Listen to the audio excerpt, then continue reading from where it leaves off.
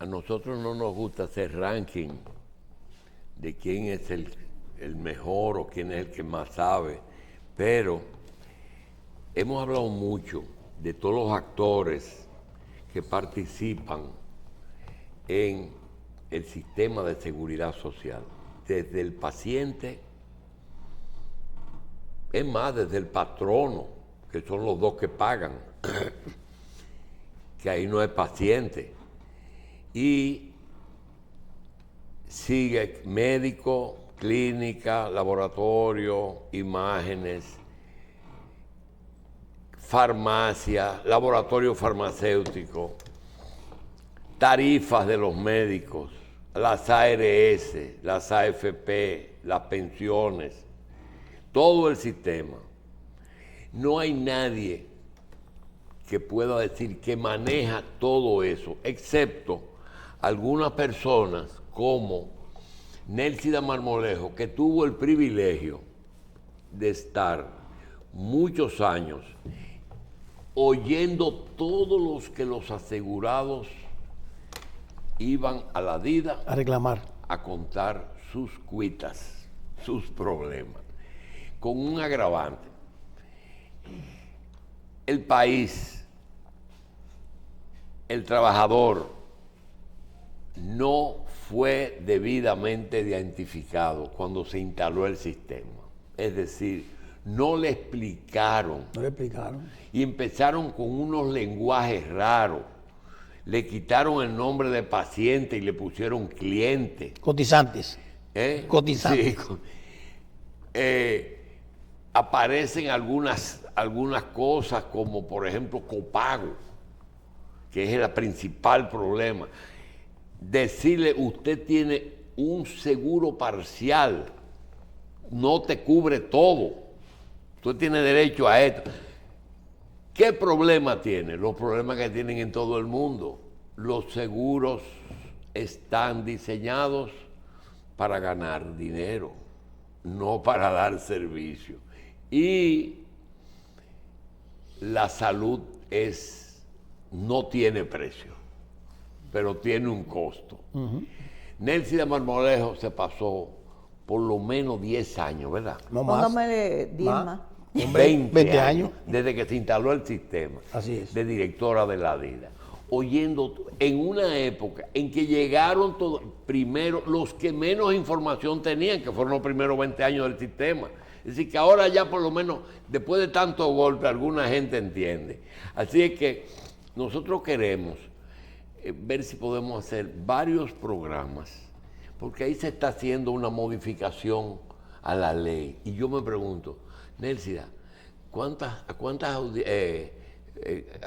veces has asistido al Congreso para edificarlo?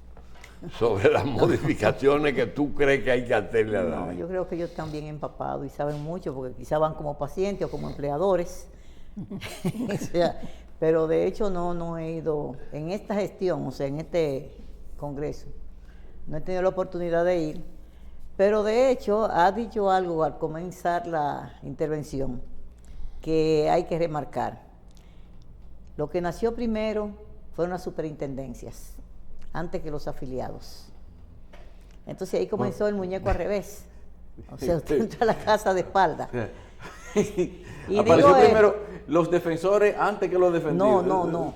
Los administradores antes que los que iban a administrar. Los supervisores. Sí, Y si se arregla es una supervisora. Ya comenzaron poniendo las tarifas antes. No. Lo que pasa es que los primeros funcionarios que se eligieron en el Consejo Nacional de la Seguridad Social fue al secretario, al superintendente de pensiones, a la superintendente de pensiones y al superintendente de salud y al gerente. O sea, esos fueron los primeros. El tesorero, que es el que cobra, y la DIDA, que es la que da la información a la población de los beneficios que le iba a reportar ese sistema. Correcto. Eso llegaron como 5 o 6 meses después. Pero vamos a seguir la norma tuya.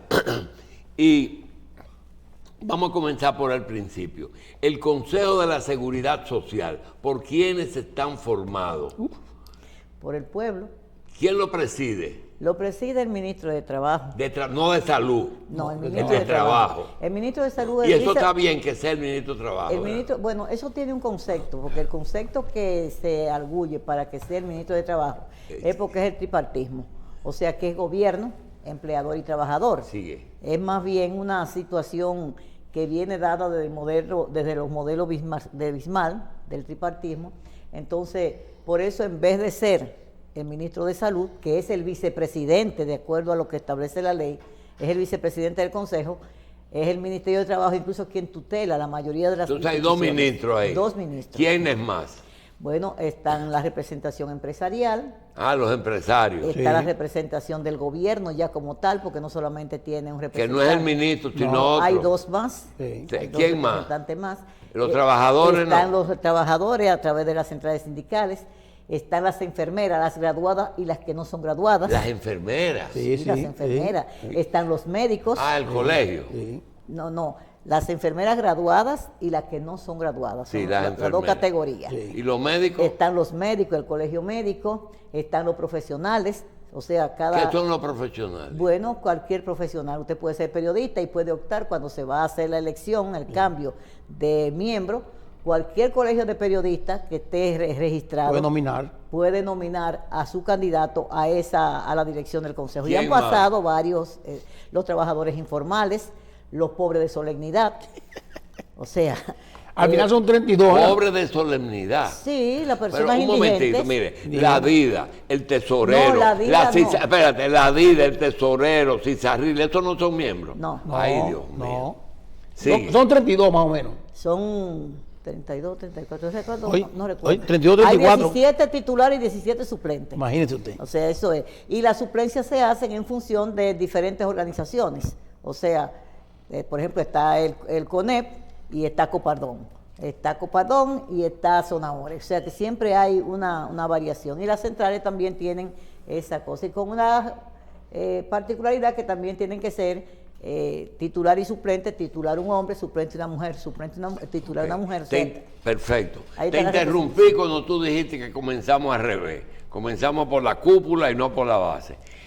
Sigue explicando ese asunto. Es decir, que comenzamos con la superintendencia. Bueno, esto realmente trajo su situación enojosa para la población. Porque acuérdense que había muchos seguros particulares que tenían muchas empresas, seguros que fueron desmantelados, de pensión sobre todo, fueron desmantelados para asimilarlo. Muchas empresas tenían, por ejemplo, Listín Diario, Infotel, tenían sus planes especiales de pensiones, y esos planes ¿Eran seguros médicos o seguros en general? No, seguros de pensiones. Planes de pensión, sí. Planes de pensiones particulares. Y los seguros porque la médicos, DIDA también escuchaba la queja de las pensiones. De todo. De todo. Riesgos laborales. Las ARS. No, ARS, riesgos laborales, pensiones. Las tres áreas. Las tres áreas que cubre la seguridad social. En función de eso, entonces, el afiliado fue la persona menos informada, porque la DIDA y la tesorería se montaron ya cuando el muñeco estaba armado. Entraron el tesorero, que empezó a recaudar, y la DIDA, que empezó a informar, con una condición de que la formación sin personal preparado ni capacitado todavía. Ni recursos. Ni recursos. Entonces, eso permitió que nosotros, por ejemplo, como fuimos la primera dirección que tuvo esa institución, lo que nos las ingeniamos fue para decir, bueno, ¿de quién es el sistema? De los afiliados. ¿Quiénes son los afiliados que están representados en el Consejo? Médico, enfermera, abogado, ingeniero. Entonces nosotros le pedimos a cada sector que estaba representado en el Consejo que nos recomendara a 10 personas de su sector para capacitarlo en lo que era el conocimiento de la ley, que ellos fueran reproductores en su sector de los beneficios. Eso dio muchos resultados. De ahí salieron muchos técnicos que se capacitaron, se fueron a sus empresas otros se quedaron como técnicos en la DIDA, y en definitiva se fue formando ese concepto de hacer y aprender hasta que logramos formar, lo que dice Julito, una playa de dirigentes que venían entonces a escuchar la queja de los afiliados cuando la gente no sabía por qué le estaban descontando de su salario. Y pasaba una anécdota muy buena en la DIDA. La primera anécdota que nosotros tenemos es que un día llegó un señor a las 12:30 del día con un casco protector, aquí un motorista, un mensajero parece ser, Y ese señor estaba que echaba chispas, rojo y sudado. Y fue y dijo que él quería saber dónde era que estaba la señora esa que le había quitado unos cuartos, que él no sabe qué es lo que estaba pasando, porque él no le debía a ningún banco. Y ella pareció que él le debía a un banco. Hizo un escándalo en el recinto de la institución. Cuando, bueno, se le calma, se da un vaso de agua, venga, siéntese, qué es lo que pasa, y se le escucha. El señor lo que dijo, no, lo que pasa es, eso no es que usted le debe a nadie. Sí, mire, a mí me descontaron, yo no le cojo fiado a nadie, decía él. Y lo que pasó fue que él no sabía que se le estaba descontando para la seguridad social. Entonces, ahí tuvimos nosotros que explicarle, no, mire, es que esto, su empleador le está dando un 70%, usted está pagando tanto y con esto usted va a tener derecho a esto. O sea, le dimos el curso al señor. Lo que decía el doctor, que no hubo información previa. Que iba dispuesto a lincharnos. Sí. Porque lo mandaron cuando él preguntó en la empresa y dijo, no, vaya por allá por una cosa que se llama la vida para que le digan qué fue eso. Sí. Ay, Entonces, Dios mío. así fue, porque realmente fue una situación que, si nosotros los analizamos, parte de los graves problemas que tiene el sistema en este momento es ese desconocimiento de origen que tiene la población de los que son sus derechos. Sí. O sea, y yo lo digo porque ya no solamente está en el beneficiario, en el afiliado, sino en lo que hacen políticas públicas. Los legisladores también. Usted sabe lo que es que un legislador o un candidato a legislador no sabe. Te dice a ti que desde que llega el legislador o que va a presentar un proyecto de ley, que me lo han llevado algunos para que yo lo revise, diciendo que él le va a dar salud a los pensionados. Sí. Y yo me quedo mirando. Pero por Dios. Hay algo, Nercia. Mire, acaba de detenerse una reforma fiscal.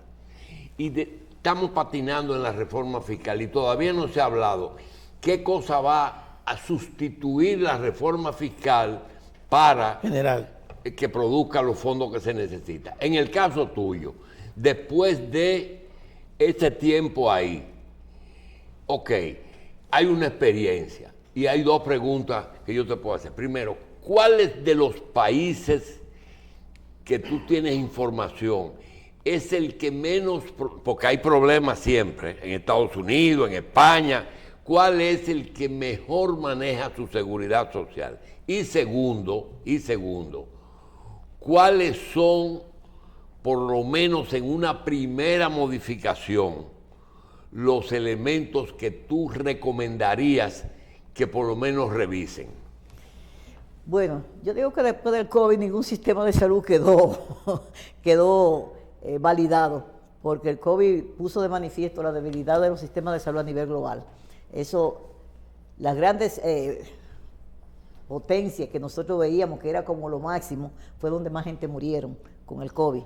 O sea que las debilidades y la falencia de los sistemas de salud a nivel mundial quedaron evidenciados con eso, y sin embargo uno puede decir que hay muchas experiencias de seguridad social real en los países nórdicos. Tú me vas a perdonar, pero aquí están fusionando ministerios. Y yo te digo aquí, si aquí necesitamos un ministerio nuevo, es el Ministerio de Seguridad Social. Con Nelcy Emanuel de ministra, porque es la que más experiencia. Usted sabe lo que oyendo cosas todos los días durante 20 años. Son muchas cosas las que se escuchan, sí. Pero lo que iba a decir, por ejemplo, Canadá es un buen modelo de seguridad social, pero lo que pasa es que nosotros no tenemos una real seguridad social. Nosotros tenemos una ley de seguridad social, porque la seguridad social no es una ley. La seguridad social es un concepto de Estado, o sea, un Estado que ve a la población en función de los beneficios que éste pueda darle. Entonces nosotros creemos que es una ley, y esta ley, la coma dice esto, y esta coma se la quito para entonces engañar al afiliado.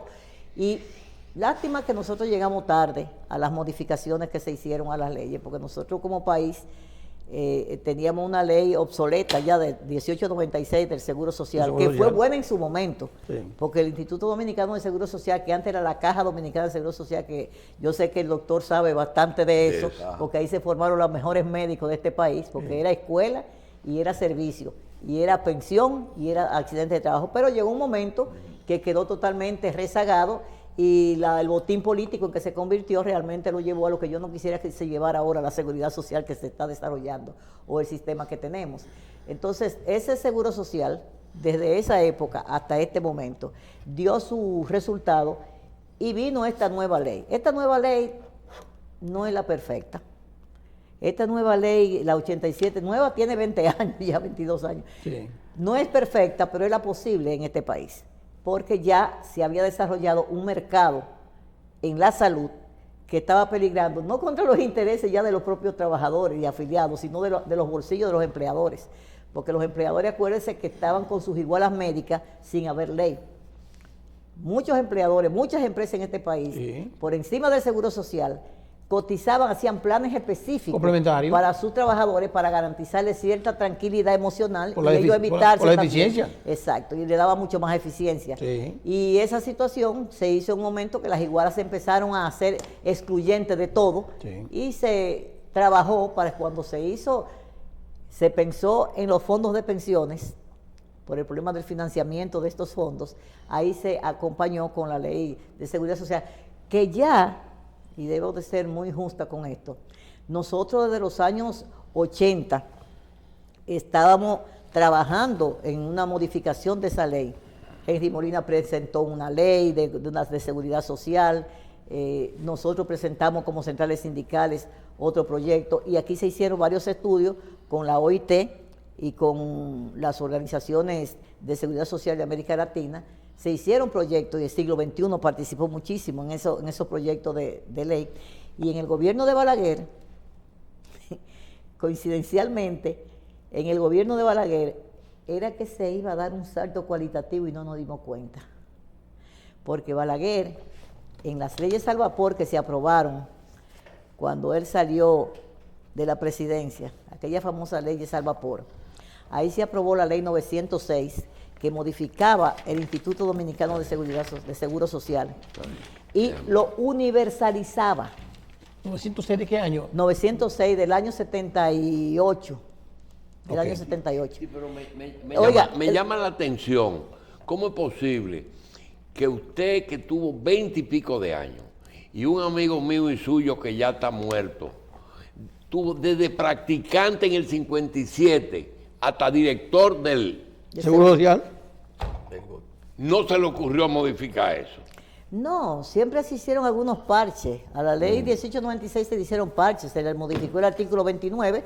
Recuerde cuando William, se le dio la autonomía, o sea, se formó el Consejo del Seguro Social, donde los empresarios y los trabajadores ya era lo que tomaban las decisiones y ya no era el gobierno que quitaba y ponía. O sea, se le dio cierta autonomía al Consejo del seguro, pero eran parches. Lo que yo quiero decir es realmente que nosotros tenemos una ley que llegó en el momento que tenía que llegar, pero que llegó ya hipotecada, no una ley que tenía el Estado la responsabilidad de gestarla y de brindar a la sociedad. Entonces, una ley de privatización del servicio de salud, ya de manera legal y oficial, porque las igualas médicas funcionaban, pero ya la oficializamos cuando el Estado dejó la responsabilidad y la dejó mixta. Ahora, está bien, entregarlo. Sí, una pregunta, porque uno también, aún hasta esta hora, después de tanto tiempo, uno tiene muchas preguntas que hacer. ¿Dónde fueron a parar los fondos de un papelito blanco que le daban a uno cuando no había que era el sistema anterior? ¿El Seguro Social? Sí, un papelito blanco que usted iba con eso y eso él le valía como carnet. Esas eran las cotizaciones. Las cotizaciones. Las cotizaciones que habían acumuladas al momento de entrar en vigencia la Seguridad Social, ¿dónde fue a parar ese dinero? Bueno, el Estado la asumió, o sea, la Hacienda asumió ese pasivo prácticamente, porque era un pasivo. Ahí dice la ley, así hizo la ley. Lo dice la ley. Y la ley establece, la ley 8701, que se iba a dar un bono de reconocimiento Exacto. a aquellos trabajadores Exacto. que cotizaron al sistema para que ese bono de reconocimiento sirviera para aumentar el monto de la pensión. Nunca se hizo. Nunca se ha hecho, Nunca aunque se se hizo. Yo se hizo estoy un esperando el estudio y mío todo todavía. ese, Sí. pero eso se ha quedado el Estado. No, y como- tampoco, es difícil inclusive el control. Realmente Porque era un fondo de reparto. No tiene muchas dificultades y además pondría en evidencia demasiadas situaciones enojosas para el capital. Exacto. Porque usted sabe que el Seguro Social, uno de sus grandes problemas fue que tenía cuerpos de inspectores que iban a las empresas y vendían a los empleados, le daban un papelito a la empresa para que la empresa se lo diera, pero ese dinero no llegaba al Seguro Social. Entonces, eso lo que llevó fue a que el seguro tuviera una masa de afiliados que no cotizaba, pero el Exacto. empleador era que retenía ese dinero Y no lo por pagaba. unos pesos que le daban un Y no inspector. lo pagaba. Entonces, esa situación realmente descapitalizó totalmente el Seguro Social y le fue llevando a un caos que hizo que se pariera esta ley con la intervención del sector privado prácticamente, porque el sector privado había creado una solidez en los servicios que se estaban dando, pero que hubo que ponerle un alto porque ya decía que si usted nacía y se ponía feo no le daban servicio, si usted tenía tal cosa no le daban servicio y eran igual las reclusiones.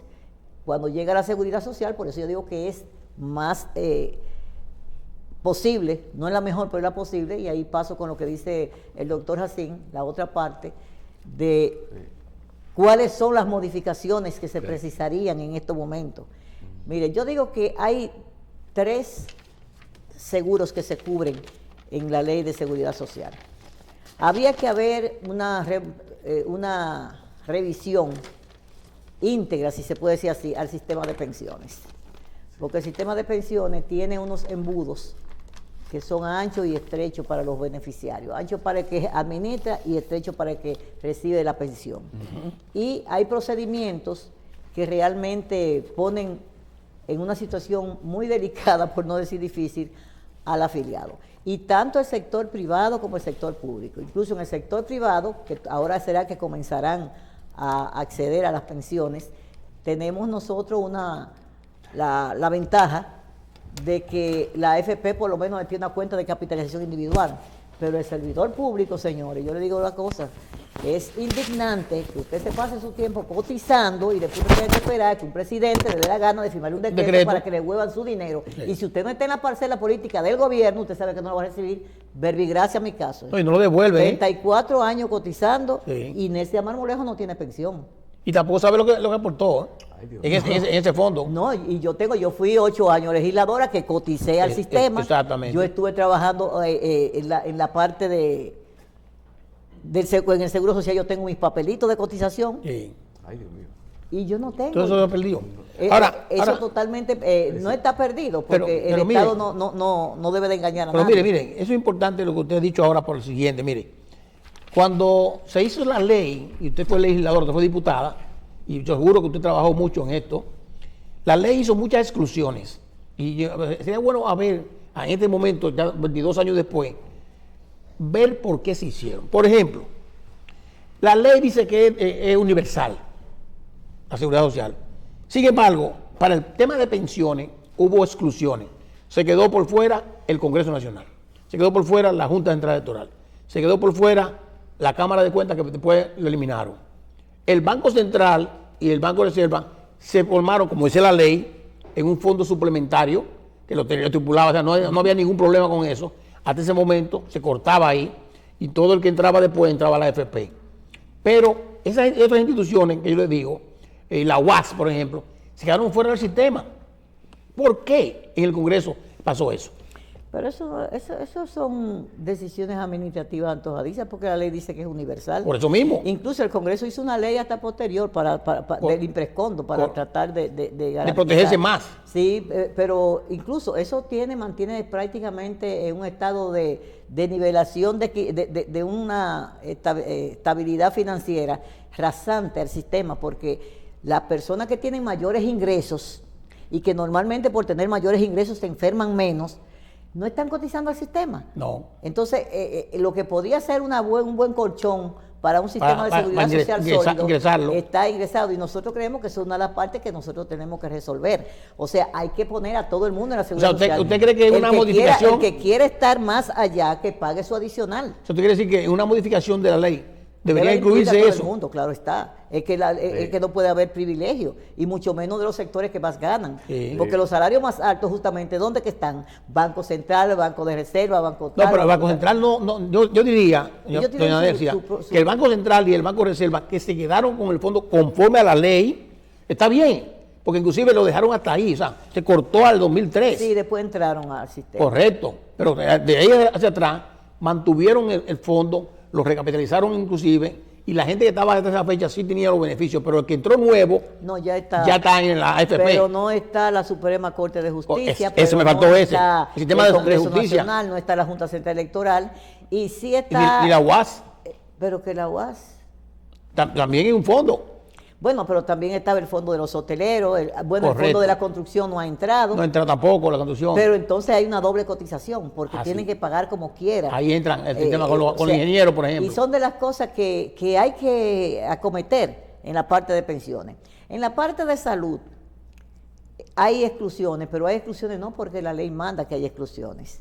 O sea, la ley 8701 yo creo que donde tiene más, o sea, donde tiene mejor acierto En salud. es en la parte de salud.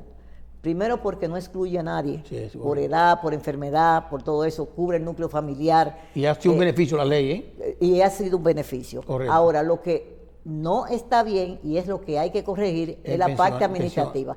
Pero no solamente la parte administrativa de las ARS, que hay que revisarla, sino la parte administrativa de las instancias del sistema que deben de velar porque se cumpla con ella. Porque, por ejemplo, ¿cómo usted me dice a mí que quien está violando la ley para que los pensionados no tengan salud es el Consejo de la Seguridad Social? Ah, imagínate. O sea, el Consejo que pone la de la Seguridad Seguridad Social no le da salud a los pensionados diciéndolo la ley. Esas son cosas que no hay que modificar nada. No, está ahí la ley. Lo único que hay que hacer es aplicarlo y obviamente hacer los sometimientos Lo que pasa es- lo que que la pasa- vida debería de hacerlo porque ya tiene capacidad para Lo que hacerlo. pasa, doña Nélida, es que eso tiene un costo. Por eso la compensación que tenía el Seguro Social suyo en el momento y el de él no fue compensado. Porque el Estado tiene ese pasivo contingente ahí, pero dice, no, yo no sé de eso. Sí, pero en el caso de las pensiones, no estamos hablando solamente de las pensiones del sector público. No. Estamos hablando de sentido todo, general. de todo el sistema de pensiones. Claro, en claro, sentido general. claro. Sí, claro. sí, pero licenciada, una de las cosas que uno anda buscando respuesta y no las recibe es si es un tan buen negocio el de las administradoras de fondos de pensiones. ¿Por qué hay como una especie de oligopolio? No salen, no hay nuevas, ni hay ni nadie se interesa como por poner una o hacer una oferta. Entonces, ¿por qué no quedamos con la misma cantidad? Bueno, yo no sé porque Procompetencia no se ha movido hacia ese sector. Eso le toca a Procompetencia tratarlo, porque de Sí. hecho, las que han tratado de sacar la cabeza, yo soy consciente de que han tratado de ser. Ha habido como 3 nuevas. Sí. ¿Cerraron el mercado para nuevas AFP? No se cierra no. real, No. Técnicamente está abierto. técnicamente está abierto, pero de hecho no está abierto, porque ellos tienen restricciones y además no solamente se ponen restricciones, sino que se convierten en que los beneficios sean iguales para todas. Y si una de Exacto. ellas, si una de Las ellas, comisiones, por ejemplo.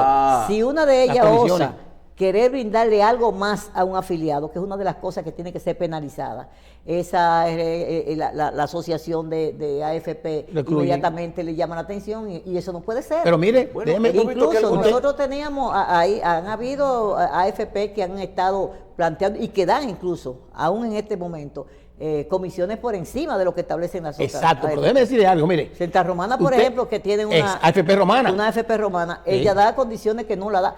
Una cosa La muy comisión es especial, menos. No solamente que la comisión es menos. Oiga, nosotros tenemos casos que llevamos en la DIDA de Santa Romana. Una de las grandes fallas que tiene la administración de las AFP es que el riesgo laboral y el seguro que usted tiene como afiliado, el seguro de vida que usted tiene como afiliado, cuando usted tiene un accidente, la AFP se queda con su seguro de vida y no se lo da y le dice que se lo dé riesgo laboral. Y no puede ser. Y no puede ser porque son dos Otra- seguros otra- diferentes. así Y es. como son dos seguros diferentes, son dos cotizaciones diferentes, bueno, pues ellos se han arreglado. Y si una persona fallece por un riesgo laboral, ellos dicen, no, eso tiene que pagar los riesgos laborales, eso no nos toca a nosotros. Ven acá, y mi dinero que usted tiene Pero ahí por ese el concepto. supervisor debe trabajar en eso. El supervisor que la superintendencia de pensiones. Es que eso hay En que este caso. someterlo, eso es una cosa, eso es terrible. Pero lo que mire, está usted pasando. sabe, doña Nelsia, que estuvimos trabajando Pero Romana, juntos. quiero aclarar, Romana, los casos que nosotros Cumple- llevamos, cumple en el que bien. yo estuve en la DINA, Cumple. pagaba su riesgo laboral Sí. y también pagaba su... Entonces, eso es otra cosa. Eso es otra cosa. Eso, exactamente. mire, pero Pero es usted que se sabe. aprovechan del desconocimiento también precisamente para No, pero- que las pero- Pero ya hay decía- mucha gente que se está interesando y que está haciendo demanda y que está tratando y pero se han mire. dado varios fallos. Lo que pasa es que también es constitucional cuando da los fallos sobre un caso específico, dice que no es vinculante. Entonces nada más se aplican a esos casos particulares Pero mire, y no se hace como pero es mire, la yo- norma para yo- todos. usted sabe que nosotros tuvimos el sistema juntos, 4 años yo estuve ahí. Sí. Y sabe que, por ejemplo, no sé si usted sabe, pero Joaquín Jerónimo no fue reelecto en ese puesto, que fue uno de los pocos, Porque quiso bajar la comisión. bajar la comisión Eso de fue las así. AFP. desapareció. Y ahí estuvo su desgracia. Inclusive decía Yo doy él, fe de él y de doña Marixa Hernández también, que estaba en el Ministerio de trabajo. Sí, señor. Pero vean, inclusive, eso era una tarea que era una obligatoriedad de la superintendencia y lo estaba haciendo Jerónimo. Sí, pero... ¿A favor de quién? Del sistema y de los beneficiarios, que eran los cotizantes. Porque era una reducción del beneficio no, de la comisión para pasárselo a lo que el fondo. De la comisión. Claro. Porque esa comisión en ese momento, que estaba mal interpretada inclusive del Congreso. O sea, era de hasta 30%. ¿Y cómo comenzó el sistema? En 30%. 30%. Oye, Correcto. pero por Dios. Pero tenía una lógica en el momento, doña Nelcy, de por qué comenzaba en 30%. Porque las AFP comenzaron con unas pérdidas operacionales. Pero era que el sistema tenía que ajustarlo. Decir, mira, ahora tú tienes que venir aquí. Que era lo que Jerónimo dijo. Jerónimo lo iba a bajar gradualmente hasta 5%. Ese 30% adicional, que la gente no entiende todavía, porque era una diferencia del excedente del interés que pagaba en el mercado. Sin embargo, cuando Jerónimo comenzó a hacer eso, ahí vino el ataque de Jerónimo. Y el gobierno se pusieron de acuerdo. No va. Hicimos un buen trabajo ahí. Eso fue un trabajo excelente. Bueno, nosotros participamos en las Claro, discusiones varias veces claro. en el Ministerio de Trabajo y en la CIPEN con relación a ese tema. Y así muchas cosas. Por ejemplo, cuando vemos salud, el plan básico. Usted sabe las veces que nosotros hemos manoseado lo que dice la ley que debe de dársele a una persona, que no pueden excluirse los medicamentos, que no se puede estar excluyendo enfermedades. Una lista de medicamentos. Y no se puede estar excluyendo enfermedades. Sin embargo, el plan básico que se hizo por un año, ya tiene desde el 2007 hasta la fecha, cuente para acá, y lo tiene como transitorio. La prueba, un plan piloto para ver si el sistema iba a ser capaz de resistir esa modalidad de financiamiento y de servicio y ajustarlo. La ley incluso mandaba a que a los 10 años había que hacer una revisión integral de ella. Y no se pudo hacer, se han ido poniendo parches y esos parches de hecho en algunos casos han sido beneficiosos. Por ejemplo, el hecho de que a la DID y a la tesorería se le haya dado personalidad jurídica que no le están usando, desafortunadamente. Correcto. Y fondos. Y fondos propios. Eso es un paso de avance. Pero desafortunadamente en el caso de la DID he visto la cuestión de presupuesto, y la DID nunca retirado un centavo de ese dinero. Es verdad. Pero eso pasó simultáneamente con algo que fue dañino. Las comisiones, reitero, la unificación de las comisiones. Yo soy pro sistema. Sí. Usted lo sabe.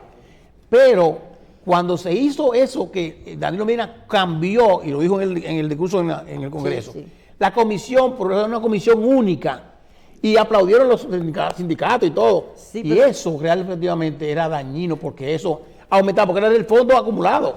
Era exponencialmente, tenía un beneficio exponencial increíble. Correcto. Pero sí le daba al gobierno y le daba a la superintendencia la capacidad de poder monitorear objetivamente los beneficios, que usted sabe que para hacer esa ley, esa 1320, las AFP no querían darle los datos reales a la superintendencia. ¿Lo daban a la superintendencia? No se lo dio. Nosotros estábamos ahí, sí. No se lo dio.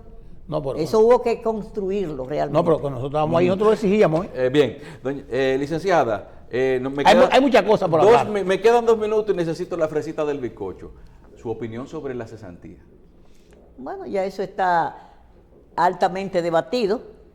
La cesantía es desde el año 1944, 100 años después de la fundación de la República.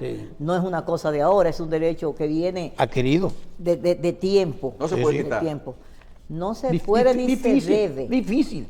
Ni se puede ni se debe, porque es un derecho, es una ley que no necesariamente hay que aplicarla, porque si usted como empleador cumple con notificar al empleador, al trabajador que va a salir, no tiene que dar nada, usted no tiene que indemnizar a nadie. Ahora, como dice que el empleador puede suspender, sacar del empleo al trabajador sin alegar causa, esa es una penalidad que se le pone porque no le alegó causa. Pero si alega causa, bueno, pasa esto y te notifica con tiempo, entonces no hay que darle esos precios. A que lo notifique con tiempo, el preaviso es que... El preaviso, sí, pero la cesantía no. Pero la cesantía si hay causa para el despido, si hay causa... Justificada, exactamente. No tiene que dar ningún tipo de pero lo que pasa es que eso va a venir siempre con una demanda del trabajador y siempre pierde el empleador.